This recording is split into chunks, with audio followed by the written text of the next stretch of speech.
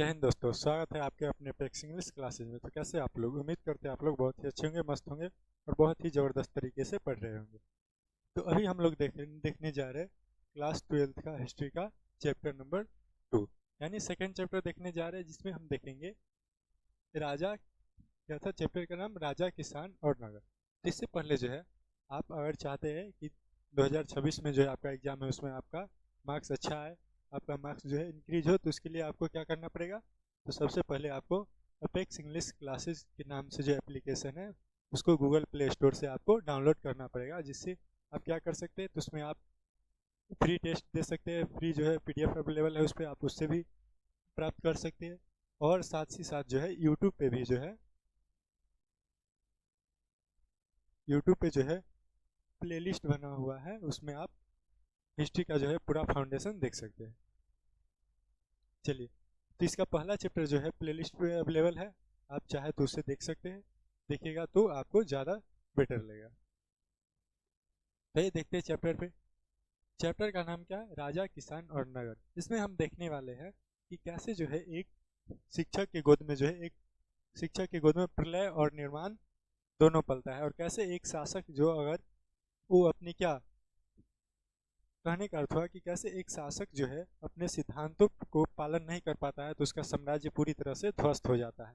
क्रूरता के कारण उसके साम्राज्य क्या पूरी तरह से नष्ट हो जाती है। इस सब के बारे में देखेंगे कैसे एक शासक जो है इसने पूरे भारत को एक ऐसी भारत की संस्कृति को इतने चरमोत्कर्ष पर पहुंचाया कि जो कि आज तक कायम रहा।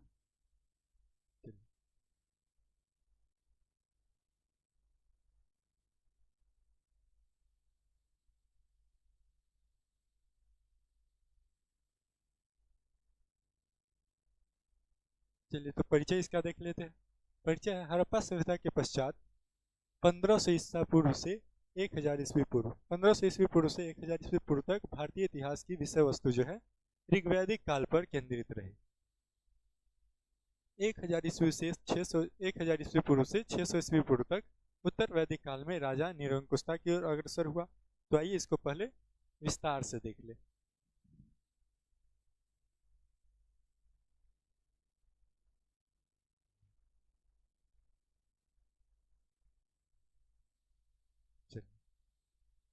तो बोल क्या रहा है? बोल रहा है ये जो है, जब हड़प्पा सभ्यता खत्म हुआ, तो हड़प्पा जब सभ्यता जब समाप्त हो गया तो उसके बाद क्या हुआ? तो 1500 ईसा पूर्व से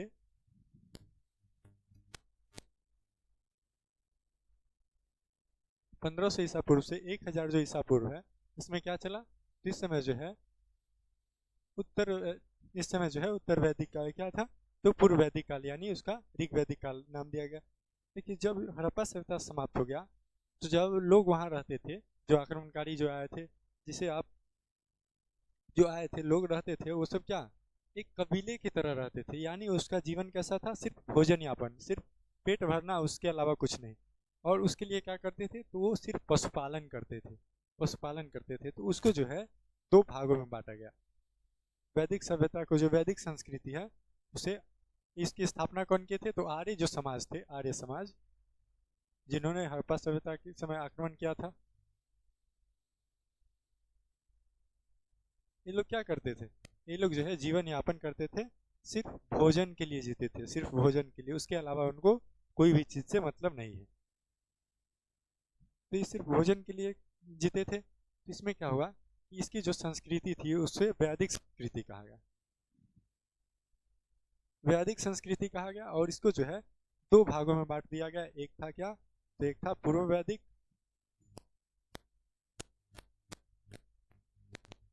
और एक था उत्तर वैदिक।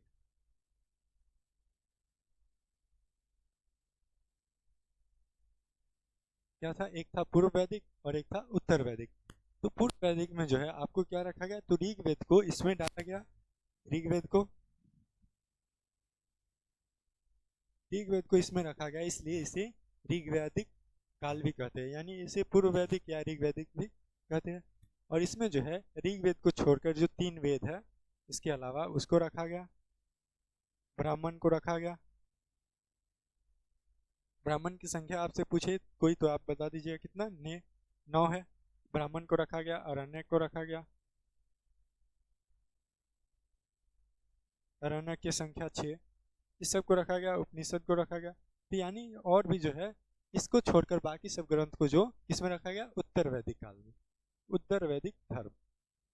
ठीक, वैदिक धर्म को दो भागों में बांटा गया, एक ऋग्वैदिक धर्म और एक उत्तर वैदिक धर्म।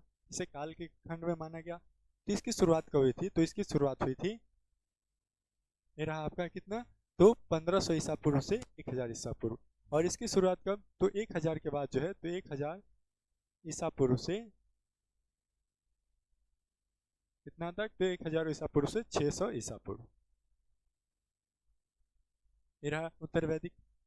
तो ऋग वैदिक काल में क्या होता था कि ऋग वैदिक काल में लोग जो है जीवन यापन सिर्फ भोजन के लिए करते थे, भोजन के लिए जीते थे। तो जो है खेती बाड़ी नहीं करते थे, क्यों, क्योंकि जंगल था, उसको काटने के लिए पत्थर से वो सब कितना, और सिर्फ उन्हें पता था तांबे के बारे में, तो तांबे से कितना जाएगा, काटेगा तो क्या, औजार ही उसका टेढ़ा हो जाएगा, उससे ज़्यादा जो है नहीं हो पाएगा। तो इसलिए जंगल साफ नहीं कर पा रहे थे, इसलिए वो भोजन करने के लिए सिर्फ इधर उधर भटकते थे। तो उसके लिए क्या करते थे, एक कबीलाई थी, कबीला समाज, और वो सब पशुपालन करते थे। क्या करते थे, पशुपालन करते थे, ज़्यादातर जो है भेड़ बकरियां गाय इस सब पशुओं को चराते थे, और उन्हीं से जो वस्तु मिलती थी उससे अपना पेट भरते थे। और जो है ये लोग क्या करते थे, तो जौ की खेती, जौ की खेती करते थे। और जौ की खेती क्यों करते थे, तो जौ की खेती में जो है समय कम लगता है, कम से कम ये 4 से 6 महीने में हो जाता है, तो इसलिए इसमें समय कम लगता है, तो इसलिए करते थे जौ की खेती। और इसके अलावा जो है सिर्फ क्या करते थे, तो इसके अलावा सिर्फ ये पशुओं को चराते थे, और उसके अलावा कोई भी काम नहीं, सिर्फ पशु चराना है, और उसके उससे जो मिले उससे अपना पेट भरना है। तो ये क्या करेंगे क्या, तो इस समय जो है साम्राज्य नहीं था, क्यों? क्योंकि कुछ है ही नहीं, सिर्फ पेट भरिए ना है तो साम्राज्य कैसे चलाएंगे, पेट भरे तब तो समाज चलाएगा। इसलिए समाज नहीं था, साम्राज्य कोई भी स्थापित नहीं था, सिर्फ ये क्या कबीले के तौर पे रहते थे, कबीले के तौर पे, क्या कबीला यानी लोगों का एक छोटा सा टुकड़ी, ग्रुप। चलिए, और इसमें मान्यता ये थी ऋग्वैदिक काल में कि जो है जिसके पास जितनी गाय होगी उसे उतना ही ज्यादा धनी कहा जाएगा, जिसके पास जितना गाय वो उतना ही धनी। उत्तर वैदिक काल में क्या हुआ कि उत्तर वैदिक काल में जो है लोहा का आविष्कार हुआ, लोहा का आविष्कार हुआ, तो इससे जो है जंगल की सफाया हुई, जंगल की कटाई हुई, और उससे जो है एरिया जो है क्या क्षेत्रफल बढ़ा लोगों का, उसमें विस्तार हुआ, तो साम्राज्य की स्थापना की गई धीरे धीरे। क्यों, क्योंकि एरिया बढ़ेगा तो साम्राज्य को चलन, सबको व्यवस्थित करने के लिए क्या बनाया गया, तो वर्ण व्यवस्था लाया गया, लोगों को व्यवस्थित करने के लिए वर्ण व्यवस्था लाया गया, वर्ण व्यवस्था लाया गया। और इसमें जो है लोगों को जो है मनुष्य को 4 वर्णों में बांटा गया, ब्राह्मण, वैश्य, ब्राह्मण, क्षत्रिय, वैश्य और शूद्र। 4 ही है। ब्राह्मण यानी जो वेद पढ़ेगा, वेद के बारे में जानकारी रखेगा, जो शिक्षा देगा, ये सब ये ब्राह्मण हो गए। और जो युद्ध लड़ेगा वो क्षत्रिय, और ये कृषि व्यापारी, ये सब क्या, ये सब वैश्य में आ जाएगा। और इस सब की सेवा करने वाला सबसे नीचा, सबसे तुच्छ किसे कहा गया, उसे शूद्र को रखा गया उसमें। और इसमें शूद्र की श्रेणी में जो है महिलाओं को भी रखा गया। देखिए ये जो पूर्व वैदिक काल यानी ऋग वैदिक काल में जो है महिलाओं की स्थिति सही थी, क्यों, क्योंकि लोग एक तरह सब एक साथ मिलकर रहते थे, तो इसमें क्या उसकी स्थिति क्या गड़बड़ रहेगी। लेकिन उत्तर वैदिक काल में जो है महिलाओं को क्या शूद्र के श्रेणी में रखा गया, उसे ना ही वेद पढ़ने का अधिकार है, कोई भी अधिकार उससे नहीं, यानी जो अधिकार शूद्रों को दिया गया था वही अधिकार जो है महिलाओं को भी दिया गया, सेवा करने का अधिकार उसको उसको दिया गया। और उसको जो है ये भी कहा गया कि आप जो है क्या वेद नहीं पढ़ सकते। चलिए, तो अब आते हो वापस,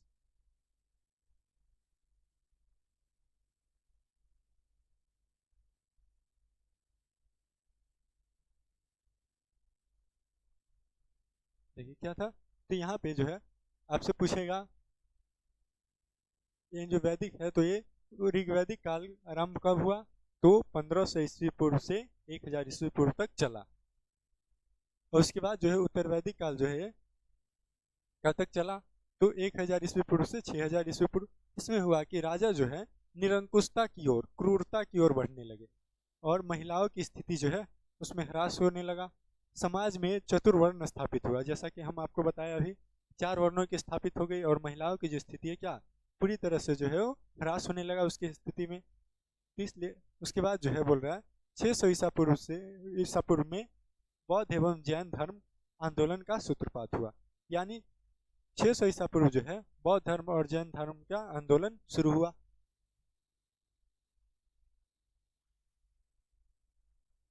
चलिए अब हम देखते हैं कि इतिहास के बारे में हम जानते कहाँ से, हम कहाँ से इतिहास के बारे में हम जान सकते कि हाँ अतीत में हुआ क्या था, कैसे समाज चल रहा था, कैसे लोग अपना जीवन जी रहे थे, इस सब के बारे में हम जानेंगे कैसे, उसकी कोई तो साक्ष्य होना चाहिए। तो उसी साक्ष्य के बारे में हम जानेंगे आज। ये साक्ष्य देखिए, प्राचीन इतिहास के स्रोत यानी साक्ष्य हो गया उसका, उसके जो स्रोत है 3 स्रोत है। स्रोतों को 3 भागों में बांटा गया, एक पुरातात्विक स्रोत और एक साहित्यिक स्रोत और एक यात्रियों के विवरण। पुरातात्विक स्रोत यानी प्राचीन काल में जो बने हुए मंदिर, इमारत हो गए, सिक्के हो गए, इस सभी के जो है टुकड़ों, इस सब के जो अवशेष है उसको क्या जमीन की खुदाई करके प्राप्त किया जाता है और उससे जो अनुमान लगाया जाता है उसके आधार पे जो है क्या इतिहास के बारे में हम जानकारी कर सकते हैं, प्राप्त कर सकते हैं। इसी को क्या कहा गया पुरातत्व, जिसमें उपकरण, मुद्रा एवं अभिलेख, उपकरण भी आ जाएगा, मुद्रा भी आ जाएगा, अभिलेख भी आ जाएगा और इसके अलावा अन्य जो है और भी जो है कलाकृतियाँ आ जाएगी। अब देखते हैं साहित्यिक स्रोत। साहित्यिक स्रोत यानी ग्रंथ, पुस्तकें। तो पुस्तकों द्वारा भी हम प्राप्त कर सकते हैं जानकारी। क्यों? क्योंकि जो है ज़्यादातर जो है महाभारत, रामायण वगैरह में आप देखिएगा उसमें जो है क्या इतिहास की जानकारी है कि नहीं, ये जो है महाभारत में भी जानकारी है, इतिहास रामायण में भी जानकारी है इतिहास के बारे में। जैसे महाभारत में जो है किसके बारे में, अंग, अंगराज की उपाधि किसे दी गई थी, तो कर्ण को। क्या मिल गया?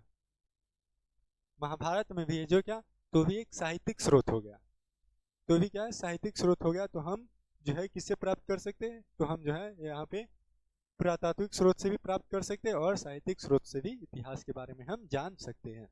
तो साहित्यिक स्रोत के बारे में देख लेते हैं। साहित्यिक स्रोत को भी 2 भागों में बांटा गया, एक धार्मिक साहित्य और एक लौकिक साहित्य। धार्मिक साहित्य यानी धर्म के आधार पर और लौकिक साहित्य यानी सामान्य साहित्य या नॉर्मल। इसमें जो है धार्मिक साहित्य को भी 4 भागों में बांटा गया, 4 भागों में बांटा गया। एक क्या है, ब्राह्मण साहित्य, ब्राह्मणों द्वारा लिखा गया ग्रंथ। बौद्ध साहित्य, बौद्ध के अनुयायियों द्वारा लिखा गया ग्रंथ, बौद्ध के मानने वाले जो लोग थे, बौद्ध को मानने वाले, उनके द्वारा लिखा गया। जैन साहित्य, जैन के मानने वाले लोगों के द्वारा लिखा गया। महाकाव्य, इसमें क्या आ जाएगा, तो इसमें आपका रामायण आ जाएगा और महाभारत आ जाएगा। ये सभी क्या है, ये सब महाकाव्य है। और अब देखते हैं लौकिक साहित्य। तो लौकिक साहित्य में ऐतिहासिक ग्रंथ, अर्ध ऐतिहासिक ग्रंथ और जीवनी आ जाएगा। तो ऐतिहासिक ग्रंथ में क्या है, इसमें जो है इतिहास के बाद यानी बीच में जो लिखा गया ग्रंथ है लोगों के द्वारा, वो सब आ जाएगा। जिसमें जैसे इसमें आप मालविका, अग्निमित्र देख सकते हैं और भी है। अब देखते हैं यात्रियों के विवरण। तो यानी यात्री जो घूमते हैं तो अपने डायरी में लिखा करते हैं कि कहाँ हो, कौन सी वस्तु देखे, यहाँ की व्यवस्था कैसी थी, कहाँ के लोगों का व्यवहार कैसे था, सब कुछ वो अपने डायरी में नोट करते रहते हैं। तो अगर वो मिल जाए तो क्या हम उसके बारे में नहीं पता कर सकते जो जहाँ गए थे वो कैसे जगह थे। इसलिए विदेशी यात्रियों के विवरण से भी हम इतिहास के बारे में प्राप्त कर सकते हैं। जैसे उसमें इतिहासकार में टॉलमी आ गया, हेरोडोटस, अल्बुरुनी, इब्न बतूता, फाहियान, सभी की जो है जानकारी, सभी की यात्रा वृत्तांत यानी उसके जो यात्रा विवरण है उससे हम प्राप्त कर सकते हैं इतिहास के बारे में। जैसे आप अल्बुरुनी के बारे में, तो अल्बुरुनी से क्या, तो मुगल साम्राज्य के बारे में पता चलता है, मुगल। इब्न बतूता से किसके बारे में, तो तुगलक वंश के बारे में पता चलता है। फाहियान आ गया। इस सब जो है क्या, इस सब के बारे में जो है सभी के जो यात्रा वृत्तांत है, यात्री विवरण, उससे क्या हमें पता चलता है कि इतिहास की में लोगों की स्थिति कैसे थी, समाज जो चल कैसे रहा था, इस सब के बारे में हमें पता चलता है। चलिए तो आगे देखते हैं साहित्यिक स्रोत। पीछे हम देखे थे साहित्यिक स्रोत को कितने भागों में, तो 2 भागों में बांटा गया, एक धार्मिक साहित्य और एक लौकिक साहित्य। तो धार्मिक साहित्य में जो है, धार्मिक साहित्य को भी 4 भागों में बांटा गया था। जिसमें क्या ब्राह्मण साहित्य, तो ब्राह्मण साहित्य के अंतर्गत जो है 4 वेद, ऋग्वेद, सामवेद, यजुर्वेद, अथर्ववेद आ गया इसमें, जैसे यहाँ पे एरावेद। उसके बाद जो है ब्राह्मण ग्रंथ, ब्राह्मण ग्रंथ जो है आ गया, अरण्यक आ गया, उपनिषद आ गया। तो ब्राह्मण कितनी है, ब्राह्मण की संख्या 9 है। अरण्यक की संख्या, इसको भी याद रखते चलिएगा, 6। चलिए, उपनिषद 108, प्रारंभिक यानी शुरू में कितना था, शुरू में 13 था, बाद में जो है 108 हुआ। तो इस प्रकार से जो है पुराणों से भी हम क्या कर सकते हैं, इतिहास के बारे में जानकारी प्राप्त कर सकते हैं। लेकिन इसमें रखा किसमें गया, तो ब्राह्मण ग्रंथ में रखा गया। उसके बाद आगे देखते हैं,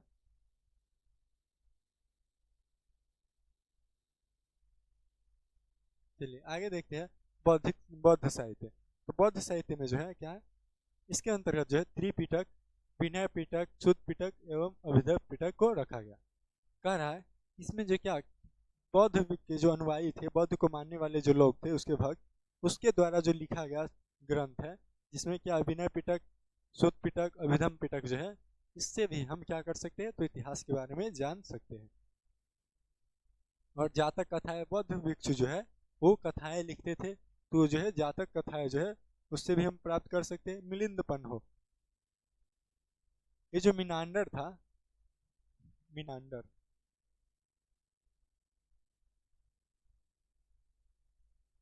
मिनांडर जो था वो बौद्ध भिक्षु बना वो भी, तो उसके जो है उसे कहा गया मिलिंद पन्हो, और इसके नाम से जो है मिलिंद पन्हो के नाम से बौद्ध का ग्रंथ भी है, उससे भी हम क्या कर सकते, प्राप्त कर सकते। अंगुत्तर निकाय, अंगुत्तर निकाय में भी क्या इसे भी प्राप्त कर सकते, इसमें जो है 16 महाजनपद की चर्चा है। तो यानी इस सभी ग्रंथ से हम क्या कर सकते हैं, इतिहास के बारे में हमें जानकारी मिल सकती है, जितने भी ग्रंथ है। चलिए, अब जैन साहित्य में, तो जैन साहित्य में क्या है, इसे जैन साहित्य को आगम कहा गया। क्या कहा गया, आगम कहा गया, याद रखना है आपको। महाकाव्य, तो महाकाव्य में क्या होगा, रामायण महाभारत, ये महाकाव्य में आ जाएगा।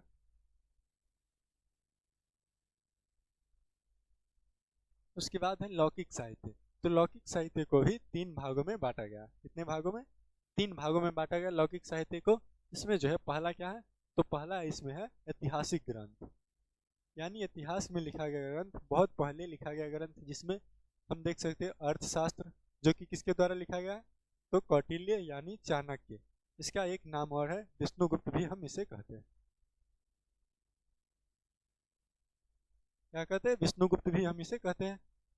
राजतरंगिणी, राजतरंगिणी क्या है, तो राजतरंगिणी जो है कल्हन द्वारा लिखा गया है। उसके बाद देखते हैं अर्ध ऐतिहासिक ग्रंथ। अर्ध ऐतिहासिक ग्रंथ में भी मुद्रा राक्षस, जो कि किसके द्वारा लिखा गया, विशाखदत्त। इसमें हमें जो है मौर्य वंश के बारे में पता चलता है। किसके बारे में, मौर्य वंश की जानकारी इससे हमें मिलती है। अष्टाध्यायी पाणिनि लिखे हैं, महाभाष्य पतंजलि, मालविकाग्निमित्र, कालिदास। तो इन सब के जो है ग्रंथ है, इस सबसे हमें क्या इतिहास के बारे में हम जान सकते हैं कि इतिहास में कैसी व्यवस्था थी, समाज कैसे चल कैसे रहा था।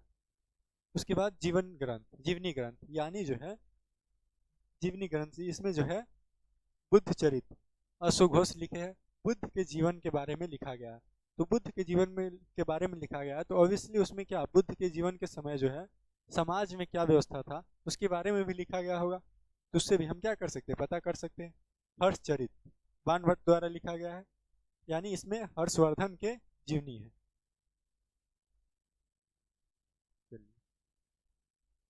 अब देखते हैं ये जो है क्या, तो डी आर भंडारकर ने क्या किया था, तो मात्र अभिलेखों के आधार पर जो है अशोक के इतिहास को लिखने की कोशिश किया था। क्या किया था, तो जो है मात्र अभिलेखों के आधार पर, अभिलेख, अभिलेख क्या होता है, तो अभिलेख यानी किसी भी धातु की सतह पे या फिर पत्थर की सतह पे नुकीले औजारों द्वारा उत्कीर्ण किया जाता है, लिखा जाता है, ताकि जो है राजा की उपलब्धियां उसमें लिखा जाता है, या फिर राजा अगर कोई आदेश दे रहा है जनता को, तो उस आदेश को लिखा जाता है, ताकि जनता क्या कर सके, उसमें पालन कर सके उसका। और ऐसे जगह पे उसे टांगा जाता है, रखा जाता है, जहाँ से लोग ज़्यादा आया जाया करते हैं, ज़्यादा गुजरते हैं उस जगह से, ताकि ज़्यादा से ज़्यादा लोग उसे देखे और ज़्यादा से ज़्यादा लोग उसे क्या पालन कर सके, उसमें जो उद्देश्य है। तो मात्र जो अभिलेख है अशोक के, उसके आधार पे जो है क्या किया था डी आर भंडारकर ने इतिहास लिखने की कोशिश किया था। 1886 में पुरातत्व विभाग ने अभिलेख अध्ययन शाखा की स्थापना हुई। यानी ये जो है 1886 में जो है पुरातत्व विभाग की जो है क्या हुआ, अभिलेख को पढ़ने के, अभिलेख का अध्ययन करने का जो है ये स्थापना हुआ था शाखा का। भारत सरकार ने में सर्वप्रथम एपिग्राफिस्ट यानी अभिलेख को पढ़ने वाले, अभिलेख के अध्ययन करने वाले।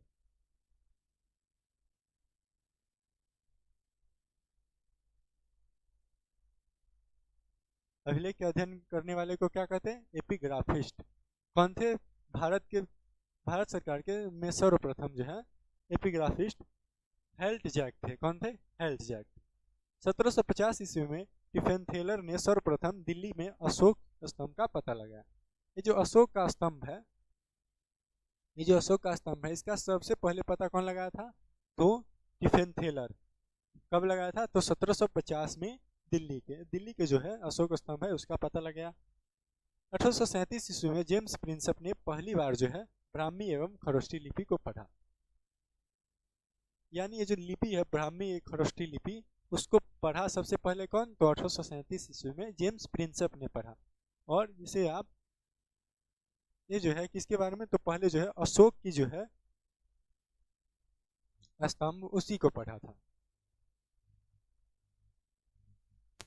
अशोक के जो है अभिलेख उसी को पढ़ा था।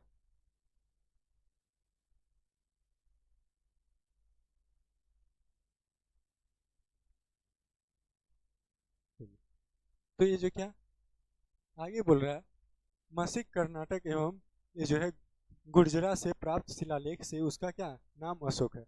यानी ये जो है कर्नाटक के जो ये और ये जो मध्य प्रदेश का जो शिलालेख है उससे ये पता चलता है कि अशोक का नाम क्या, उसमें अशोक ही लिखा गया, जो नाम है वही लिखा गया। अशोक का सर्वप्रथम शिलालेख जूनागढ़ के गिरनार से मिला। इसकी लिपि क्या है, ब्राह्मी। यानी अशोक का जो प्रथम शिलालेख है यानी पत्थर पर लिखा गया लेख वो क्या है, तो जूनागढ़ के श्री गिरनार से मिला, जिसकी लिपि क्या है, तो इसकी लिपि जो है ब्राह्मी लिपि थी। देखिए ये रहा, यही रही शिलालेख। यानी पत्थर पे लिखा गया अभिलेख है, लेख है जिसे क्या शिलालेख कहा गया। ये कहाँ से मिला, ये मिला था आपका जूनागढ़ से, जूनागढ़ के गिरनार से।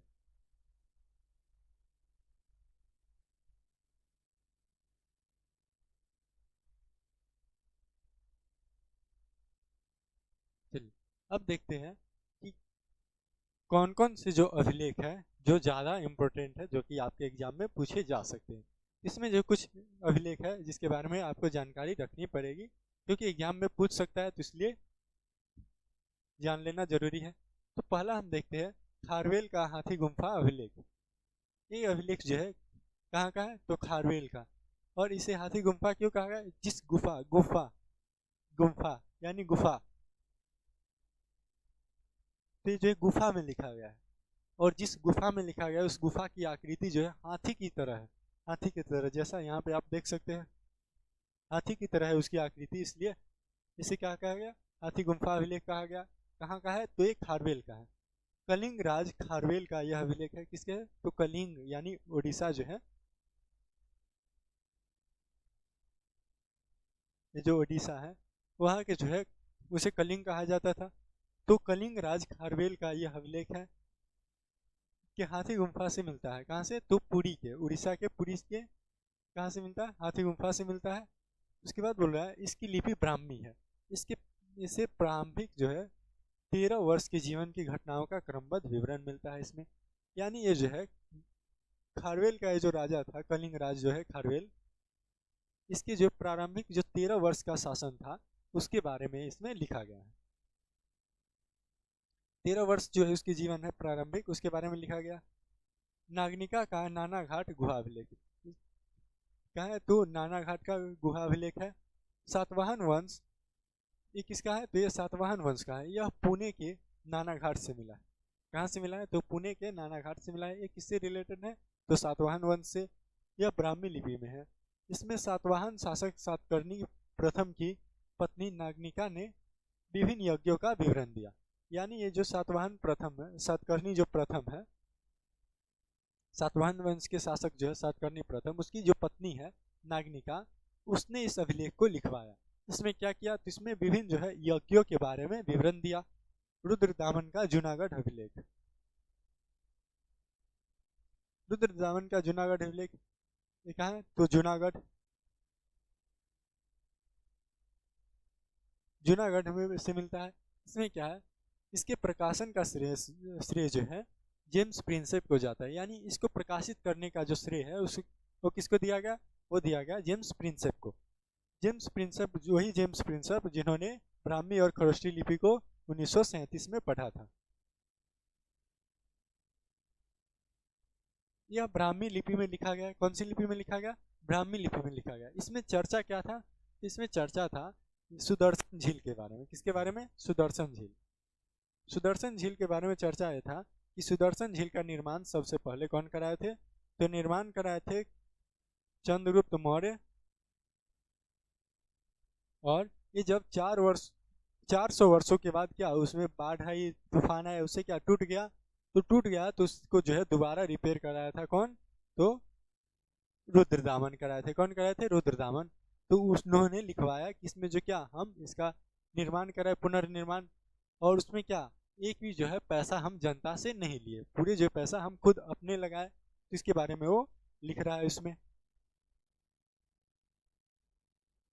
ये रहा हाथी गुम्फा का अभिलेख, ये रहा रुद्रदामन का जूनागढ़, और ये रहा नागनिका का अभिलेख।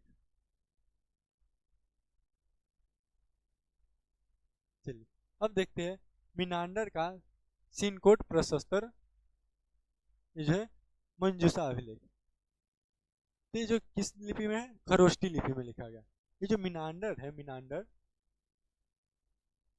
इसके बारे में लिखा गया है। तो इसमें क्या है, ये खरोष्टी लिपि में है, इंडो ग्रीक शासक मिनांडर का है। यह अभिलेख अफगानिस्तान के सिनकोट से प्राप्त हुआ। कहाँ से, तो अफगानिस्तान के सिनकोट से प्राप्त हुआ। और उसकी राजधानी कहाँ थी, तो सकला, यानी वर्तमान सियालकोट जो है उसकी राजधानी थी, जिसे क्या कहा जाता था, सकला। समुद्रगुप्त का प्रयाग प्रशस्ति अभिलेख, समुद्रगुप्त ये जो है उसके प्रयाग प्रशस्ति अभिलेख जो है, इसमें जो है लिपि क्या है, ब्राह्मी भाषा, संस्कृत, और कुल जो है 33 पंक्तियां है। इसे प्राचीन भारतीय अभिलेखों का सरताज कहा जाता है। क्या कहा जाता है, प्राचीन भारत में जो है जितने भी अभिलेख है, सभी अभिलेख का इसे सरताज कहा जाता है। इसमें जो है अशोक के जो है बारे में बहुत ही बड़ाई की गई है, जितना आप चाहिएगा उससे ज़्यादा जो है इसमें बड़ाई किया गया है। आगे जो है स्कंदगुप्त का जूनागढ़ अभिलेख, स्कंदगुप्त द्वारा हुनों की पराजय एवं सुदर्शन झील के पुनर्निर्माण की जानकारी। ये जो स्कंदगुप्त का जूनागढ़ अभिलेख है, देखिए कहाँ का है, जूनागढ़। तो ये जो है स्कंदगुप्त का, तो पहले क्या हुआ, सुदर्शन झील का निर्माण कौन कराया, सुदर्शन झील का निर्माण करवाया तो चंद्रगुप्त मौर्य।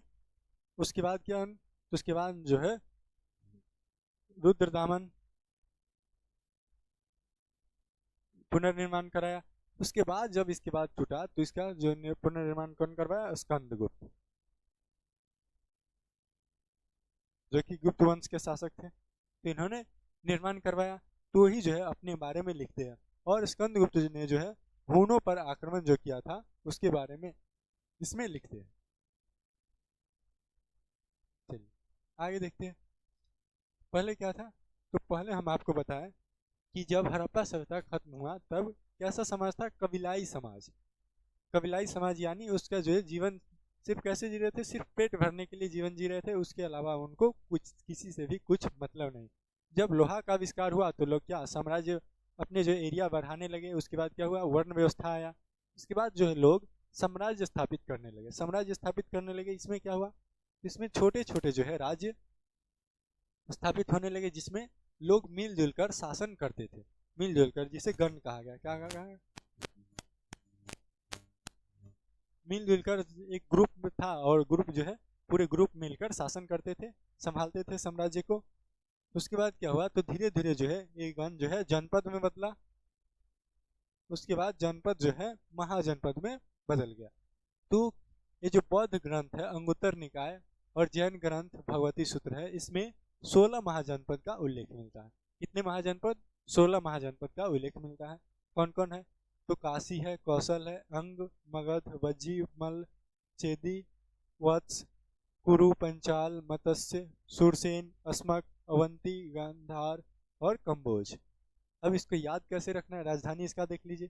तो काशी का राजधानी कहाँ था? तो वाराणसी, जिसे हम बनारस बोलते हैं। तो क्या था? वाराणसी। और कौशल की राजधानी श्रावस्ती। कौशल की राजधानी कहाँ? श्रावस्ती। अंग की राजधानी चंपा, मगध की राजधानी राजगीर, वज्जी की राजधानी वैशाली, मल की राजधानी कुशावती, चेदी की राजधानी शक्तिमती और वत्स की राजधानी कौशाम्बी। अब इधर देखिए, कुरु की राजधानी इंद्रप्रस्थ, पंचाल की राजधानी अहि क्षेत्र, मत्स्य की राजधानी विराटनगर, सूरसेन की राजधानी मथुरा, अस्मक की राजधानी पोटल, अवंती की राजधानी उज्जैन, गांधार की राजधानी तक्षशिला और कंबोज की राजधानी हाटक। अब इसको याद कैसे रखना है? कौन कौन से 16 महाजनपद है? सिर्फ आप इसमें राजधानी जो है किसका? काशी का याद रख लीजिए, और एक अंग का याद रख लीजिए, कौशल का याद रख लीजिए और मगध का याद रख लीजिए। और इसमें जो है अवंती का जो है, इस सब का कुछ जो है, इस सबको याद रख लीजिए। कुरु का तो याद रहेगा, क्यों? क्योंकि महाभारत जो है यहीं से तो शुरू हुआ था, इंद्रप्रस्थ, इसी के लिए तो हुआ था।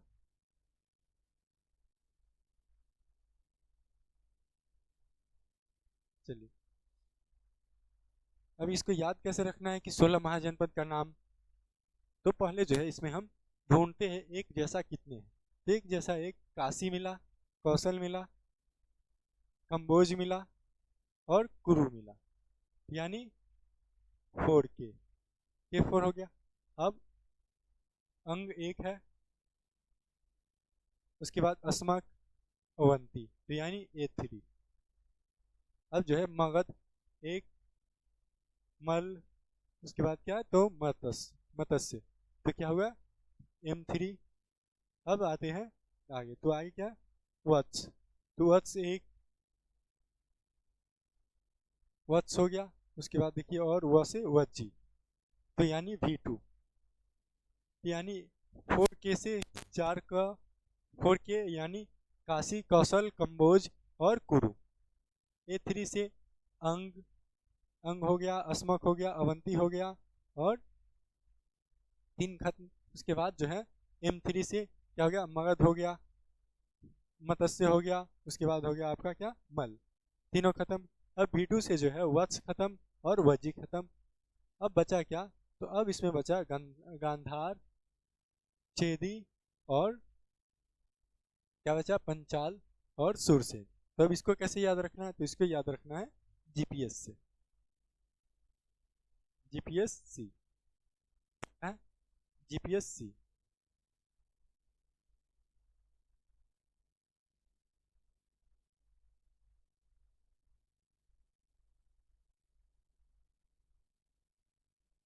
चलिए, कैसे याद रखना है इसको?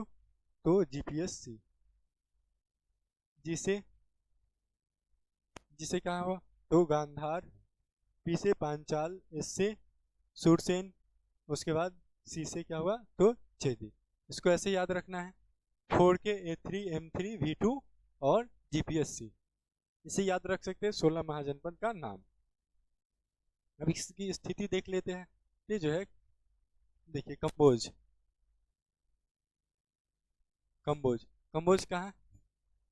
एरिया देखिए, एरिया कहाँ है कंबोज का? तो पाकिस्तान साइड में है कंबोज का एरिया। तक्षशिला, तो सभी अफगानिस्तान। तक्षशिला कहाँ? ये भी अफगानिस्तान। गांधार, ये भी कहाँ? अफगानिस्तान। ये सभी जो है उस तरफ है। अब यहाँ पे देखिए मगध, तो मगध कहाँ? तो मगध जो है यहाँ रहा, अंग है यहाँ पे, ये रहा मगध, यहाँ पे क्या? अंग। यानी इस प्रकार से जो है सारी स्थिति है। चलिए आगे देखते हैं मगध साम्राज्य। मगध साम्राज्य में क्या हुआ? इसकी स्थापना कैसे हुई? इसके संस्थापक कौन रहे? इसके बारे में जो है विस्तार से जानते हैं। विस्तार से इसके बारे में जानते हैं। तो देखिए जो है, मगध साम्राज्य की स्थापना कौन किए थे? तो बिंबिसार किए थे। बिंबिसार कौन किए थे? तो बिंबिसार जो है मगध साम्राज्य की स्थापना किए थे। मगध साम्राज्य की स्थापना किए थे कब? तो ये 544 ईस्वी पूर्व से 492 ईस्वी पूर्व तक इन्होंने शासन किया। हर्यक वंश के सम्राट मगध साम्राज्य के संस्थापक रहे। ये जो है हर्यक डायनेस्टी के संस्थापक रहे और मगध साम्राज्य के भी संस्थापक रहे। हर्यक वंश के शासक थे और उसको बोल रहे हैं 15 वर्ष की उम्र में गद्दी पर बैठा। इसने पहले गिरिब्रिज और बाद में जो है राजगिरी को अपनी राजधानी बनाया। राजगिरी को बाद में अपनी राजधानी बनाया, पहले किसको बनाया? तो पहले गिरिब्रिज को। और राजगिरी यानी राजाओं का घर।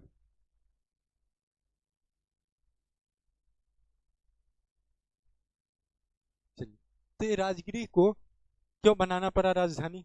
पहले तो क्या गिरिब्रिज था ही, तो राजधानी राजधानी जो है गिरिब्रिज से कहाँ राजगीर क्यों ले गया? क्योंकि राजगीर जो है चारों तरफ से जो है पहाड़ियों से घिरा हुआ है। पहाड़ी से घिरा हुआ है, इससे क्या हुआ कि वहाँ पे जो है जल्दी कोई आक्रमण नहीं कर सकता। आक्रमण करेगा भी तो वो पराजित होकर ही लौटेगा, जीत कर नहीं लौट सकता। क्यों? क्योंकि आप जिस एरिया में जा रहे हैं, तो जहाँ वहाँ जितने पे डिपेंड करता है कि वहाँ की भौगोलिक स्थिति कैसी है।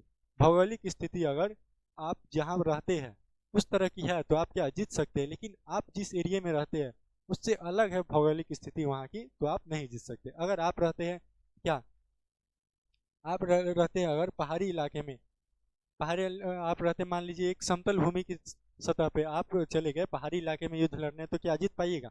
वहाँ के बारे में जानकारी ही नहीं है हमें। अगर हम चले गए जंगल में लड़ने तो वहाँ पे भी क्या नहीं जीत पाएंगे। जैसे आप मुगल को देख लीजिए, मुगल के दक्षिण मराठाओं को क्यों नहीं समाप्त कर पाया, क्यों नहीं हरा पाया? हराते हराते मुगले खत्म हो गया फिर भी नहीं हरा। क्यों? क्योंकि जो है दक्षिण भारत में जो है पहाड़ और जंगल दोनों था। ये कैसा था? तो बिंबिसार जो है, बिंबिसार ऐसा शासक था कि लड़ाइयों खूब करता था, लड़ाइयों खूब करता था, दोस्ती भी खूब करता था और शादी भी खूब करता था। लड़ाई दोस्ती शादी सब कुछ में माहिर है। तो ये क्या किया? तो इसने जितना अगर छोटा मोटा एरिया है तो उसको क्या युद्ध करके जीत लिया। अगर कोई है ऐसा तो क्या उसका मदद किया और उसके बदले में जमीन ले लिया। और अगर देखा कि बड़ा साम्राज्य है और उससे अगर हम लड़ने जाएंगे तो हम खुद हार जाएंगे, पराजित हो जाएंगे, तो उससे क्या वैवाहिक संबंध स्थापित कर लिया और इससे क्या मित्रता हो गई। तो वैवाहिक संबंध स्थापित कर लिया तो उससे क्या वो जीत ही नहीं, हार ही नहीं सकता। क्यों? क्योंकि उस पर कोई हमला ही नहीं करेगा और उसके जो बगल वाले अगर कोई हमला करेंगे तो उसके सपोर्ट में उसका ससुराल रहबे करेगा, ससुराल उसका। तो ये जो है क्या करता था?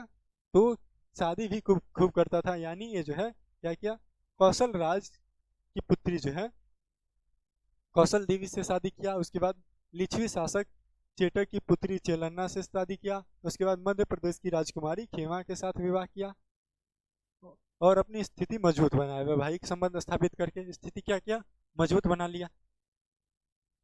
उसके बाद बोल रहा है कि 8,000 गांवों का बड़ा साम्राज्य बना लिया। ये जो मगध है, मगध साम्राज्य बनाया कैसे? तो 8,000 जो है उससे ज्यादा भी हो सकता है। 8,000 जो गांव है उसको एकत्रित करके उसको एक क्या तो उसको एकत्रित करके जो है एक साम्राज्य बना लिया।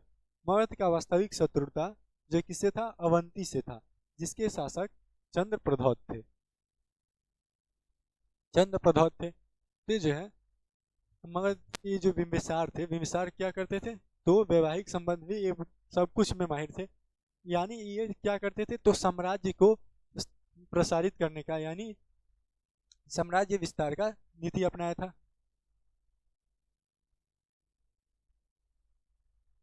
साम्राज्य विस्तार का नीति अपनाया, इसको शुरू किया और इसे जो है चरमोत्कर्ष पर कौन ले गया? तो इसे चरमोत्कर्ष पर ले गया अशोक। अशोक ले गया। तो इसने क्या किया कि वैवाहिक संबंध स्थापित कर लिया। उसके बाद ये गया वैशाली पे आक्रमण करने। वैशाली में भी शादी किया था, वहाँ की एक गायिका थी आम्रपाली। तो ये गया आक्रमण करने वहाँ पे वैशाली। तो वैशाली आक्रमण तो किया लेकिन वो क्या पराजित होकर लौट गया, जीत नहीं पाया। जीत नहीं पाया तो वहाँ भूल गया पर पराजित हो गया तो उसको भूल गया। उसके बाद जो है इसकी जो शत्रुता किससे थी, अवंती से, जिसके शासक कौन थे, चंद्रप्रद्योत। चंद्रप्रद्योत शासक थे। तो चंद्रप्रद्योत क्या हुआ, वो जब बीमार हुए तो उसको जीवित रखने के लिए, उसको बचाने के लिए वो कहा क्या चंद्रप्रद्योत कि अब तो है क्या, हम तो अब जाने वाले हैं ऊपर वाले के पास, तो अगर कोई हमें बचा ले तो मैं उसे क्या अपना पूरा साम्राज्य सौंप दूंगा, अगर कोई मुझे जीवित बचा ले तब। इसलिए ये जो है बिंबिसार जो है अपना अपना जो है ये क्या भेजता है, वैद भेजता है। वैद का नाम क्या है, तो जीवक, जीवक है, उसको भेजता है। और उसको भेजता है तो क्या करता है, वो जो है बचा लिया इसको, पूरा अपन जो है जितना भी औषधि सब कुछ सब तरीका आजमा के क्या किया, बचा लिया उसको, जिससे जो है अवंती भी ये अपने कब्जे में कर लिया। देखा क्या कर रहा है, सारा तरीका साम दाम दंड भेद सब कुछ अपना रहा है, किस लिए, साम्राज्य को विस्तार करने के लिए, साम्राज्य को बढ़ाने के लिए। चलिए ये रहे बिंबिसार, और इसके जो है पुत्र है अजातशत्रु, इसके बारे में आगे देखते हैं। यो इसने है, चलिए अजातशत्रु के बारे में देखते हैं। अजातशत्रु जो है इसका उपनाम क्या था, कनिक। उपनाम क्या था, कनिक, यानी दूसरा नाम इसका क्या था, कनिक। अपने पिता बिंबिसार की हत्या कर मगध साम्राज्य सम्राट बना। यानी ये जो है क्या किया, बाबूजी का खूब गद्दी छोड़ना चाहते नहीं, और खूब जो है बुढ़ारियों में खूब शादी कर रहे हैं, तो इससे क्या ये पिनक गया कि अब हम राजा कब बनेंगे, हमारा शादी कब होगा, तो इसी गुस्से में आ गया। और इसके जो है यो रख ले था गर्लफ्रेंड, तो ये बोल रही थी आप कब बनिएगा राजा, आप कब बनिएगा, तो इससे क्या हुआ, ये पिनक गया, लिया भाला और बाबूजी को पहुंचा दिया सीधे स्वर्ग, और खुद जो है मगध की गद्दी पे बैठ गया, सम्राट बन गया। वज्जी संघ के युद्ध में उसने रथ मुसल एवं महाशिलाकंटक हथियारों का प्रयोग किया। ये जो वज्जी है उससे, वज्जी संघ से ये लड़ने के लिए, युद्ध करने के लिए उसने क्या किया, रथ मुसल और महाशिलाकंटक हथियारों का उपयोग किया। ये जो है रथ मुसल और महाशिलाकंटक है क्या,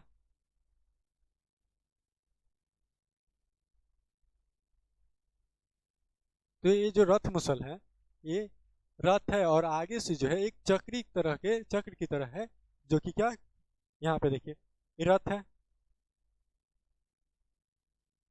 ये रथ है, और यहाँ पे जो आगे चक्र लगा हुआ है, जिससे क्या हुआ, ये देखा कि हम जो है बार बार जा रहे हैं, हार रहे हैं, ऐसा क्यों, सैनिकों से पूछा कि ऐसा क्यों है कि हम हार क्यों जा रहे हैं, उससे जीत क्यों नहीं रहे, वजी से, वजी संघ से जीत क्यों नहीं रहे, तो पूछा, तो वो जो है उसके सैनिक लोग बोले कि वहाँ पे क्या है, उसकी जो सैनिक की जो व्यवस्था है, सजाने की व्यवस्था उसकी अलग है, आगे जो है बड़े बड़े सैनिक को रख देते हैं, विशाल सैनिक को, और बीच में जो है छोटे छोटे सैनिक को पीछे रखते हैं, और आगे जो रहता है वो पहले ही लड़ लेता है, पीछे वाले को लड़ने का मौका ही नहीं मिलता, उससे क्या हम लोग जो है पराजित हो जाते हैं।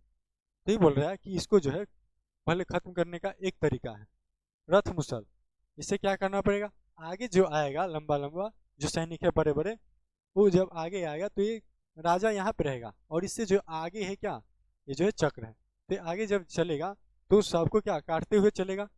उसके बाद एक और तरीका था महाशिलाकंटक, शिला यानी पत्थर,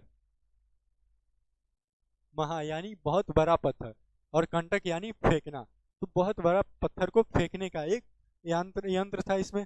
इसका उपयोग आप बाहुबली मूवी देखे हैं तो उसमें उपयोग हुआ है इसका,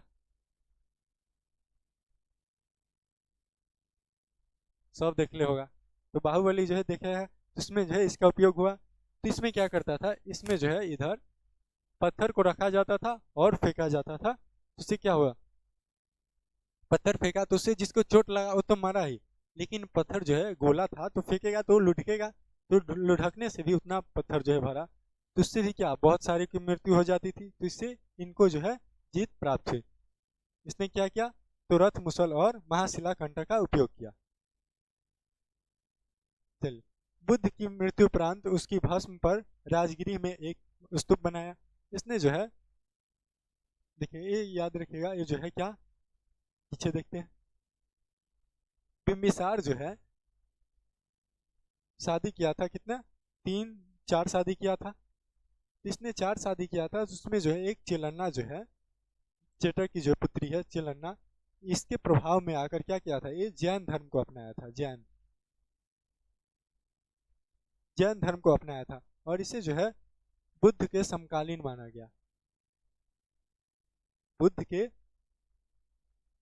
समकालीन, यानी जिस समय बुद्ध बुद्ध जिस समय थे उस समय ये भी थे, यानी दोनों जो है एक ही समय के थे, इसलिए इसे समकालीन माना गया।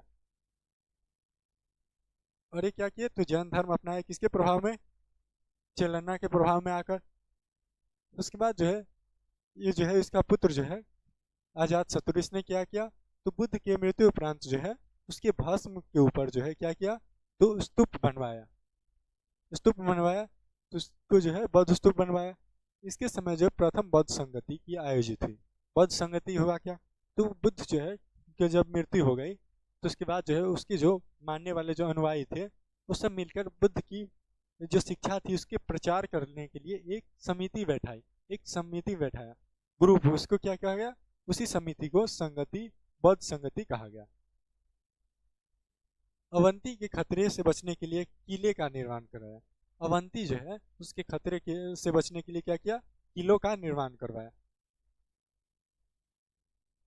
अब उसके जो है आगे देखते हैं, आगे है उदाइन।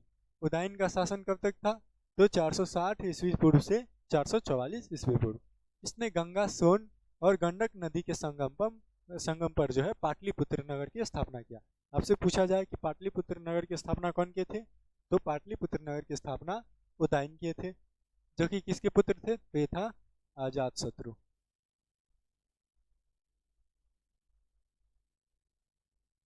अजात शत्रु यह देखा कि बाबूजी हमारे बाबा के मार ले रहे हैं, बाबूजी हमारे बाबा को मार दिए, तो हम क्या, जैसे वो राजा बने वैसे ही हम भी राजा बनेंगे। तो ये क्या किया, बाबूजी इसका खा रहे थे उसी समय भाला लेकर पहुंचा, खाते खाते क्या बाबूजी को सीधे पहुंचा दिए ऊपर, कहे कि आप बचा है जो ऊपर जाकर खा लीजिएगा। यानी जैसे अजात शत्रु ने अपने पिता की हत्या किया उसी प्रकार से जो है उदाइन ने भी अपने पिता अजात शत्रु की हत्या कर दिया और मगध साम्राज्य का सम्राट बन गया। उसके बाद इसने क्या किया, अपनी जो राजधानी है राजगिरी से पाटलिपुत्र में परिवर्तित कर दिया। पाटलिपुत्र पहले क्या था, राजगिरी था राजधानी उसका, और उसे ले गया कहाँ, पाटलिपुत्र ले गया, पाटलिपुत्र ले गया। उसके बाद जो है ये तो खत्म हर्यक वंश। अब जो है हर्यक वंश के अंतिम शासक जो है नागदशक, उसको पराजित कर शिशुनाग जो है क्या किया, तो शिशुनाग वंश की स्थापना किया। शिशुनाग जो है ये नागदशक के जो है कौन थे, इसके मंत्री थे, सेनापति थे, सेनापति थे, जिसने नागदशक को क्या किया, हत्या कर दिया उसका, और शिशुनाग वंश की स्थापना कर दिया। इसने वैशाली को अपनी राजधानी बनाया, और इसके पुत्र ने जो है कालाशोक वो राजधानी पुनः कहाँ बना दिया, तो पाटलिपुत्र पुनः बना दिया। द्वितीय बौद्ध संगति कालाशोक के काल में हुई। प्रथम बौद्ध संगति किसके काल में, तो अजात शत्रु, और द्वितीय बौद्ध संगति किसके काल में, तो द्वितीय बौद्ध संगति काल जो है कालाशोक के काल में हुआ था। नंद वंश, अब जो है महापद्म नंद ने क्या किया, शिशुनाग वंश का अंत कर दिया और नंद वंश की स्थापना किया। नंद वंश के अंतिम शासक जो है कौन थे, धनानंद थे, धनानंद थे। ये इतने क्रूर शासक, इतने क्रूर शासक कि इसके जो है शासन से क्या करता था, जनता जो है तंग आ गया था, पूरी तरह से तंग आ गया था। वो चाहते थे कि कब जो है इस शासक का अंत हो जाए, कब जो है इस शासक का अंत हो जाए चाहते थे। और ये जो है अपने सिद्धांतों पे नहीं चल रहा था, क्यों, क्योंकि ये जो है ज़्यादा नाच गाना में लगा था, ज़्यादा जो क्या एंजॉय में लगा था, साम्राज्य से मतलब है ना, साम्राज्य को देखने के लिए क्यों, ये सोचता था प्रशासन है ना, कैला बैठा है प्रशासन को, हम कैला जाए उसमें करने, हम जो है खाली नृत्य देखेंगे और अपनी जो है मस्ती करेंगे, उसके अलावा कोनो काम ही नहीं, ये इसमें लगा था। और ये जो इतने क्रूर शासक था कि जनता जो है इसकी प्रजा वो इससे जो है क्या करते थे, चाहते थे कब जो है ये समाप्त हो जाए इसका साम्राज्य। अब जो है मौर्य साम्राज्य देखते हैं। मौर्य साम्राज्य में कब तक चला, तो 322 ईस्वी से 185 ईस्वी पूर्व, कब तक, तो 322 ईस्वी से 185 ईस्वी पूर्व चला। चलिए, इसका स्रोत कहाँ से मिलता है मौर्य साम्राज्य के बारे में? तो अर्थशास्त्र कौन लिखे हैं? चाणक्य लिखे हैं, उससे भी हमें पता चलता है। मुद्रा राक्षस जो कि कौन लिखे? तो विशाख दत्त, उससे भी हमें पता चलता है। विष्णु पुराण से भी पता चलता है। बौद्ध एवं जैन ग्रंथ जो है उससे भी हमें मौर्यकालीन इतिहास की जानकारी मिलती है।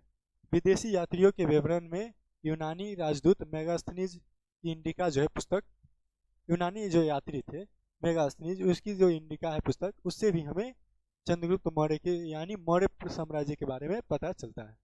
पुरातात्विक स्रोत में अभिलेख एवं सिक्के, यानी अभिलेखों एवं सिक्कों से भी हमें पता चलता है कि मौर्य साम्राज्य की व्यवस्था, शासन व्यवस्था कैसी थी, वहाँ के समाज कैसे थे उस समय के। चलिए अब देखते हैं चंद्रगुप्त मौर्य के बारे में।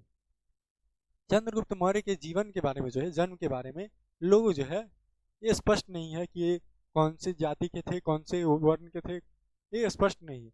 क्यों? क्योंकि कुछ लोगों का कहना है कि ये क्षत्रिय थे। बौद्ध और जैन धर्म के जो अनुयायी है उसका कहना है कि क्या ये क्षत्रिय है।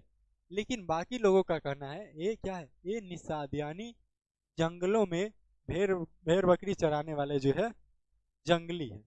ये किसके द्वारा? तो और बाकी लोगों द्वारा कहा जा रहा है, और बौद्ध धर्म के जैन धर्म के जो अनुयायी है उसके द्वारा कहा जा रहा है कि ये क्या है, तो ये जो है एक क्षत्रिय है।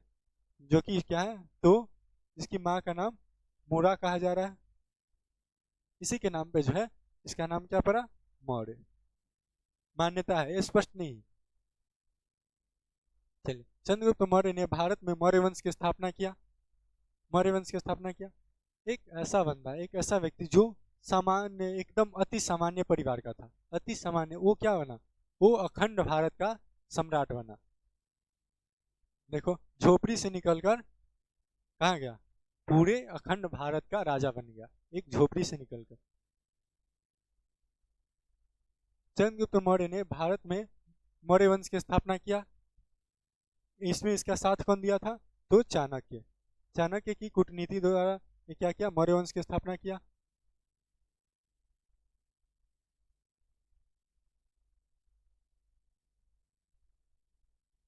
चाणक्य की कूटनीति से क्या किया? मौर्य वंश की स्थापना किया। चाणक्य ने इसे क्या किया? चाणक्य ने इसे देखा चंद्रगुप्त मौर्य को कहाँ पे? तो विंध्याचल साइड में जो है इसको देखा। विंध्याचल साइड में इसको देखा तो लगा इसको कि क्या ये तो पहले जो है गए थे धनानंद के यहाँ कि उसको बताने कि सिकंदर जो है आक्रमण करने वाला है, इस साम्राज्य को क्या कीजिए आप, एक अखंड भारत बनाइए, सारे जो 16 महाजनपद है सबको क्या एकत्रित कीजिए, एकीकरण कीजिए उसका। आप जो है क्या, मगध है सबसे शक्तिशाली था, इसलिए कहा जा रहा था उसको कि आप जो है क्या कीजिए, इसको एकीकरण कीजिए। लेकिन ये धनानंद ऐसा महाबेवकूफ आदमी, महाबेवकूफ शासक, जो क्या किया, उस जो है चाणक्य को अपमानित करके उसे वहां से पिघला दिया। उससे क्या हुआ कि वो, ऐसा माना जाता है कि वो क्या हुआ, उसकी जो है बदला लेने के लिए, अपमान का बदला लेने के लिए क्या किया, चंद्रगुप्त मौर्य को अपनी कूटनीति से तैयार किए कि वो जो है धनानंद को क्या करेगा, उसे पराजित करेगा, उसे समस्त यानी उसके साम्राज्य को क्या करेगा, अंत करेगा। इसके लिए ये मान्यता है, स्पष्ट नहीं है इस सब के बारे में। तो उसमें क्या हुआ, ये हो गया। तो ये जो है मिले विंध्याचल में, इसको छोटा बच्चे थे, छोटे बच्चे थे, ये जो है क्या, तो इसको जो है ले जाया जा रहा था, गुलाम के तरह रूप में इसको ले जाया जा रहा था। ये अपने मामा को बचाने के लिए क्या किया कि मामा को छोड़ दीजिए, हम जो है आपका गुलामी करने के लिए तैयार थे। तो गुलाम बन गया। तो जो गुलाम बन गया था तो उसको जो है खरीद लिए कौन, तो ये जो चाणक्य है उसको देखकर क्या कर लिए, खरीद लिया। और जो है 7-8 साल जो है तक्षशिला ले गए और वहीं पे अपनी कूटनीति सारे जो है सभी विद्या सिखाया, जिससे क्या उसे एक इतना जो है बना दिया, ऐसा बना दिया कि वो एक अखंड भारत का साम्राज्य चला सके, अखंड भारत का सम्राट हो सके। इस सभी का ज्ञान दिए। चंद्रगुप्त मौर्य ने भारत में मौर्य वंश की स्थापना किया। यूनानी शासक सेल्यूकस निकेटर को परास्त कर उसकी पुत्री हेलेना के साथ विवाह किया और 4 राज्य दहेज में लिया। देखो, विवाह कर रहा है और दहेज में जमीन ले रहा है। सभी जो क्या, सभी जो शासक है सभी क्या कर रहा है, विवाह कर रहा है, शादी कर रहा है और दहेज में जमीन ले रहा है। इसने क्या किया कि सिकंदर जो ये क्या किया, तो पहले जो है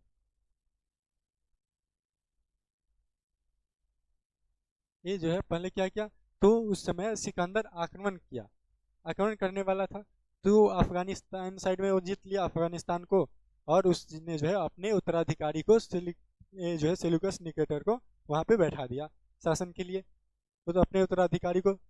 तो उस समय क्या हुआ, जब चंद्रगुप्त मौर्य जब शासक बनने के लिए योग्य हुए, जब उसने मगध पर आक्रमण करने के लिए तैयार हुआ, उस समय उसे दो झेलना था, दो से लड़ना था, एक सेल्यूकस निकेटर से और एक जो है इसे तो धनानंद से, मगध से, और एक अफगानिस्तान साइड में इसे सेल्यूकस निकेटर से। तो इसने क्या किया, धनानंद को तो परास्त कर दिया, और उसके बाद सेल्यूकस निकेटर को भी क्या किया, उसको भी परास्त कर दिया, और तो इससे क्या हुआ, एक संधि हुआ इसमें। तो सेल्यूकस निकेटर जो है उसको मानना पड़ा कि ये आप जो है क्या किए, सेल्यूकस निकेटर जो हार गया, तो उसने ये संधि किया कि वो अपने पुत्री की शादी जो है किससे करेगा, ये चंद्रगुप्त मौर्य से अपनी पुत्री की शादी करेगा। तो उससे जो है अपनी पुत्री हिलना की शादी करा दिया, और उसके लिए दहेज में जो है 4 राज्य दिए, अफगानिस्तान के साइड में जो है 4 राज्य दिए, काबुल, कांधार, हेरात और मकरान, ये 4 राज्य दिए। इससे हुआ क्या, देखो दहेज में ले सकता था कुछ भी, लेकिन ये एरिया क्यों लिया, इसके पीछे भी रीजन है। क्यों, क्योंकि ये जो है अब उतना बड़ा राजा बना तो बकलोल तो है ना, तो ये कुछ ले लिया, इसलिए लिया क्योंकि सिल्क रूट जो है, रेशम मार्ग है क्या, इसके क्षेत्र में आ जाए, इसके अधिकार में आ जाए। अफगानिस्तान साइड में ये जो एरिया है, काबुल, कांधार और हेरात और ये जो मकरान है, ये जो किससे गुजरता था, तो सिल्क रूट से गुजरता था, इसलिए लिया ताकि उस समय क्या हो, सिल्क रूट तक इसका आधिपत्य जो है पहुंच सके, जिससे व्यापार और वाणिज्य बढ़े, तो इसलिए ले लिया। उससे क्या हुआ, तो व्यापार और वाणिज्य बढ़ा, जिससे नगर क्या हुआ, समृद्ध होने लगा और द्वितीय नगरीकरण की शुरुआत होने लगी। उससे क्या हो गया, तो बहुत ही प्रभाव पड़ा।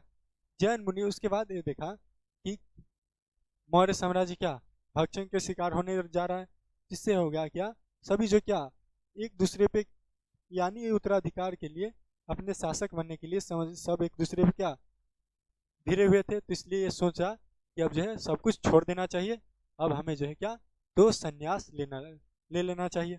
इसलिए भद्रबाहु ये जो है उसके संपर्क में आकर क्या किया, जैन धर्म की दीक्षा लिए, और 298 ईस्वी में श्रवण बेलगोला मैसूर में जाकर क्या किया, संलेखना द्वारा शरीर त्याग, संलेखना यानी तपस्या करते करते अपने शरीर को त्याग देना, तपस्या करते करते अपने शरीर को त्याग देना, तो इसी से जो है संलेखना द्वारा क्या किए, अपने जीव शरीर को त्याग दिए।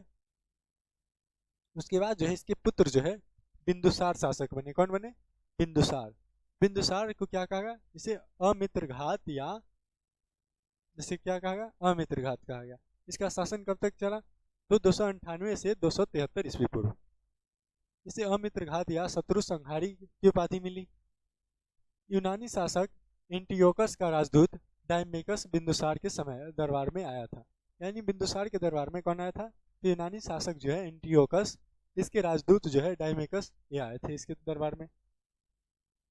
ये भी क्या किया, तो चंद्रगुप्त मौर्य ने जो द्वितीय नगरीकरण की शुरुआत किया था उसको ये आगे बढ़ाया, उसको आगे बढ़ाया। उसके बाद आया अशोक, बिंदुसार का पुत्र अशोक, चंद्रगुप्त मौर्य का पोता, इसे कहा गया प्रियदर्शी, अशोक प्रियदर्शी। प्रियदर्शी यानी देवताओं का प्रिय, देव नाम प्रिय, इसे क्या कहा गया, बहुत सारे नाम दिया गया, अशोक कहा गया, देवदर प्रियदर्शी कहा गया, देव नाम प्रिय कहा गया।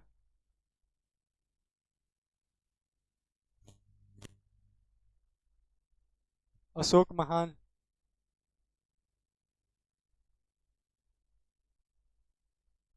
अशोक महान, यानी बहुत सारे नाम इसका दिया गया। तो इसे जो है चक्रवर्ती सम्राट कहा गया, क्या कहा गया, चक्रवर्ती सम्राट कहा गया। इसकी मान्यता ये थी, चक्रवर्ती सम्राट क्यों कहा गया, क्योंकि लोगों का मान्यता ये था कि जिसका जो है साम्राज्य, जिसका शासन जो है 7,000 किलोमीटर तक फैला हो, 7,000 किलोमीटर तक जिसका साम्राज्य फैला हो, यानी कितना, तो 1,000 योजन, 1,000 योजन पे जिसका शासन हो, एक एक योजन यानी कितना, तो 1,000 योजन पे जिसका क्या हो, साम्राज्य फैला हो, यानी 7,000 किलोमीटर पे जिसका साम्राज्य फैला हो क्या हो, उसे हाँ चक्रवर्ती कहा गया। तो इसका साम्राज्य फैला था 7,000 किलोमीटर पे, यानी पूरे भारत पे, भारतीय उपमहाद्वीप पे, इसलिए इसे क्या कहा गया, चक्रवर्ती कहा गया। अपने पिता के शासनकाल में यह उज्जैन तथा तक्षशिला का शासक रह चुका है, यानी उसके जो पिता जिस समय शासन कर रहे थे उस समय ये अपने पिता के शासनकाल में उज्जैन और तक्षशिला का शासक रह चुके थे। महेंद्र और संघमित्रा जो है इसके पुत्र पुत्री है। इसके जो है नेतृत्व में ये क्या किए, इसके नेतृत्व में जो है बौद्ध धर्म के प्रचार के लिए क्या किया, एक संगठन का निर्माण कराया। उसने 261 ईस्वी में कलिंग युद्ध जीता। ये 261 ईस्वी में कलिंग युद्ध किया, उसको जीता।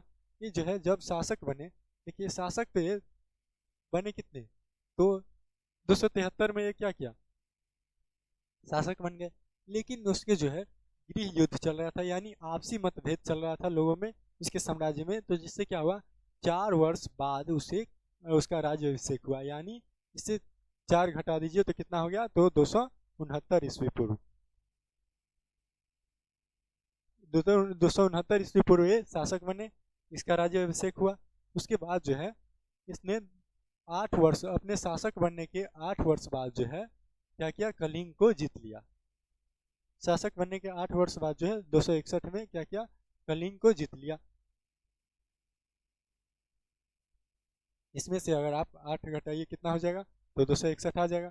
तो 261 में जो है क्या किया, ये साम्राज्य को, कलिंग को जीत लिया। इसमें हुआ क्या, कलिंग युद्ध ये जीता, लेकिन उसमें लोगों की इतनी मृत्यु हुई सैनिकों की, इससे जो है इसका हृदय पिघल गया। हृदय पिघल गया तो इसने शस्त्र छोड़ दिया और बौद्ध धर्म को मानने लगे। और क्या किया, तो बौद्ध धर्म के प्रचार में लग गए और शस्त्र जो है छोड़ दिया कि अब जो है अहिंसा, अहिंसा के मार्ग पे चलना है, हिंसा अब नहीं करना है। और क्या, शस्त्र को छोड़ दिया और चल दिए बौद्ध धर्म के प्रचार की ओर। इसने क्या किया, अशोक ने धम्म का प्रचार किया, यानी बौद्ध धर्म के प्रचार किया। इसमें क्या कहा गया, तो प्राणियों की हत्या नहीं करना, वृद्धों की सेवा करना, मित्रों परिचितों ब्राह्मणों एवं दोस्तों के साथ अच्छा व्यवहार करना, ये कहा गया। और माता पिता की सेवा करना, गुरुजनों का सम्मान करना, अल्प व्यय एवं अल्प संचय और सादगीपूर्ण जीवन। यानी कह रहा है कि इतना ही जो है हमें चाहिए जिससे क्या हमारा जीवन चल सके, इतना ज़्यादा नहीं कि हम उसे भोग ही ना सके, ये कहा गया इसे। ये कथन इस तरह का किसका था, इस तरह का कथन जो है कबीर का भी था। क्या कहा गया कि साई इतना दीजिए जामे कुटुंब समाए, मैं भी भूखा ना रहूं और साधु भी ना भूखा जाए।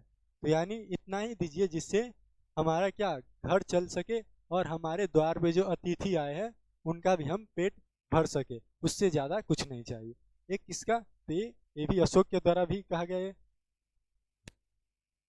उसके बाद जो है सादगीपूर्ण जीवन, यानी जीवन क्या एकदम शांतिमय हो, सादगीपूर्ण।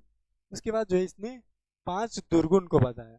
एक उग्रता, जल्दीबाजी, उग्रता, निष्ठुरता, क्रोध, गर्व और ईर्ष्या जो है इस सबको क्या बताया, दुर्गुण बताया। यानी ये सब जो है मनुष्य के जीवन के लिए अच्छा नहीं है, उसके जीवन को क्या ये नष्ट कर सकता है। चलिए अब देखते हैं अशोक के स्तंभ। अशोक के बारे में जानकारी जो मिलती है हमें किससे, तो अशोक के जो है स्तंभ है, उसके जो अभिलेख है, अशोक के अभिलेखों के द्वारा हमें क्या मिलती है, अशोक के बारे में जानकारी मिलती है, अशोक के शासन के बारे में हमें जानकारी मिलती है। इसमें क्या है, इसमें है एक शिलालेख। शिलालेख यानी पत्थर पर लिखा गया लेख। स्तंभ लेख यानी स्तंभ की तरह जो है ये रहा स्तंभ, तो स्तंभ पे लिखा गया अभिलेख। गुहा लेख यानी गुफा में लिखा गया लेख, ये रहा गुफा लेख, गुहा लेख हो गया। ये रहा शिलालेख और ये रहा स्तंभ लेख। तो शिलालेख की संख्या कितनी, 14, स्तंभ लेख की संख्या 7 और गुहा लेख की संख्या कितनी, तो 3। अशोक का अभिलेख ब्राह्मी एवं खरोष्टी लिपि में है। किसमें है, तो ब्राह्मी एवं खरोष्टी लिपि में। लेकिन इसकी जो है उत्तर यानी तो जो है उत्तर पश्चिम में है, जो है उत्तर पश्चिम में इसकी जो अभिलेख है उसका जो लिपि है उसकी क्या यूनानी लिपि में भी मिलती है। यूनानी लिपि में भी इसका जो है अभिलेख मिलता है। इसको भी आप याद रखिएगा। अशोक के शासनकाल में तृतीय बौद्ध संगति हुई थी। अशोक के शासनकाल में तृतीय बौद्ध संगति हुई थी। तो पहली बौद्ध याद रखने का सिर्फ एक तरीका है। अगर आप कोई भी चीज़ पढ़ रहे हैं तो उसको क्या कीजिए, तो आप जो है पढ़िए और उसे जो है माइंड में रिवाइज करते रहिए। आंख बंद करके उसे सोचते रहिए एक पिक्चर की तरह, जैसे हम कोई माइंड में एक मूवी चल रहा है, एक कहानी चल रहा है, वैसे सोचिए तो आपको सारा चीज़ जो है याद रहेगा। और ऐसे रटिएगा तो कुछ भी नहीं याद रहेगा। तो इसलिए ये क्या, तो हमें क्या करना है, पहले आंख बंद करो और सोचो कि पहले जो बौद्ध संगति किसके समय में, तो पहले बौद्ध संगति अजात शत्रु, द्वितीय बौद्ध संगति किसके समय में, तो कालाशोक, और तृतीय बौद्ध संगति जो है अशोक के समय में हुआ था। अशोक के समय में हुआ था। चंद्रगुप्त मौर्य ने कौन सी, चंद्रगुप्त मौर्य जो है ये किसके प्रभाव में आए, ये जो है किसको माने, तो ये माने किसको, तो जैन धर्म में, जैन धर्म को माने और उससे क्या किया, तो संलेखना द्वारा अपना शरीर त्याग दिया। चलिए तो देखते हैं इसका जो है शिलालेख कहाँ कहाँ मिलता है। ये जो है इस प्रकार से जो है ये फिल किया गया है। इस प्रकार से ट्रायंगल जो है ये जो दिखा रहा है किसको दिखा रहा है, तो इस शिलालेख को दिखा रहा है। तो देखिए शिलालेख कहाँ कहाँ पे है। शाहबाजगढ़ी, मानसेहरा, कालसी, इस प्रकार से ये सभी क्या है, तो ये सभी पे जो है यहाँ पे क्या मिला है, तो अशोक के जो है शिलालेख मिला है। अब ये जो है खाली वाला जो ट्रायंगल है वो कहाँ है, तो वो दिखा रहा है कि अशोक के जो है लघु शिलालेख के बारे में, क्या, तो छोटे वाले जो शिलालेख है उसके बारे में दिखा रहा है। और ये जो है टी, उल्टा टी जो है ये क्या दिखा रहा है, ये दिखा रहा है कि कहाँ पे जो है अशोक का स्तंभ लेख है। तो जैसे सांची में स्तंभ लेख है, सांची में स्तंभ लेख है, और जैसे आपको कहा तो सारनाथ, सारनाथ का स्तंभ लेख है, और भी स्तंभ लेख है। ये सब जो है क्या, चलिए तो आज के लिए बस इतना ही। अगला जो है जो बचा हुआ है उसको हम अगले एपिसोड में करेंगे। तो अगर आपको वीडियो कैसा लगा वो आप कमेंट में ज़रूर बताइएगा। इससे अगर इसमें कुछ चेंज करना हो तो भी ज़रूर बताइएगा। क्यों, क्योंकि आप जैसा कि कहिएगा, जैसे आपको समझ में आए, जैसे आपको अच्छा लगे वैसे क्या हम कोशिश करेंगे। लेकिन जब तक आप बताइएगा नहीं तभी तब तक हमें पता कैसे चलेगा कि आपको कैसा पसंद है। इसलिए आपको कमेंट करना पड़ेगा। इसलिए क्या, अगर कोई दिक्कत हो तो आप कमेंट कर सकते हैं।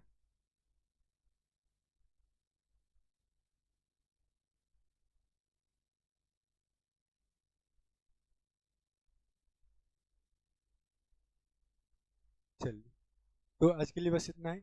मिलते हैं अगले वीडियो में। Thank you.